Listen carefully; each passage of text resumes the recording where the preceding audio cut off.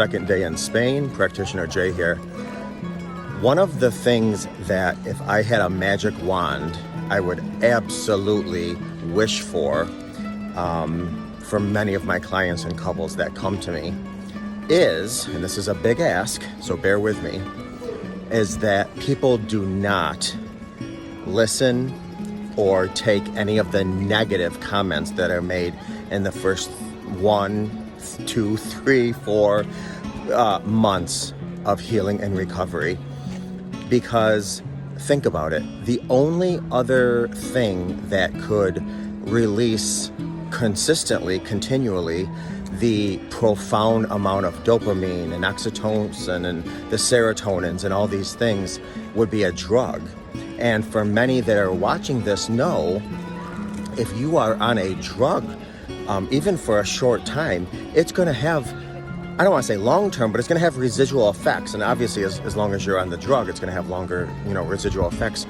So if you are talking to somebody after you discover they were on a drug and you're talking to them the next day, the next week, the next 2 or 3 weeks, they're going to have residual drugs in their system and they're still not making any sense.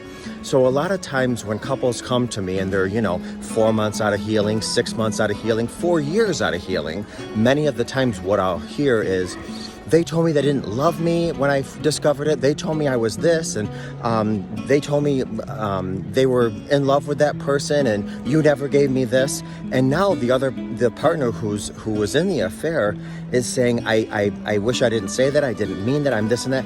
But we're so stuck on what was said in the first phase of our healing. If I had a magic wand, it would be that you don't take any negative statements as reality, as true, as sincere, as authentic, because you have to realize, again, unless you are on a continuous roller coaster ride where all of those dopamines and serotonins and all this other stuff, the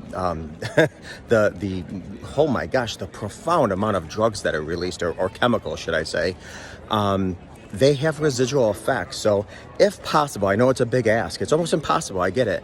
Try not to take anything to heart that is said shortly after the discovery of an affair, because people are still having residual effects of those chemicals. So keep that in mind, and I hope it helps.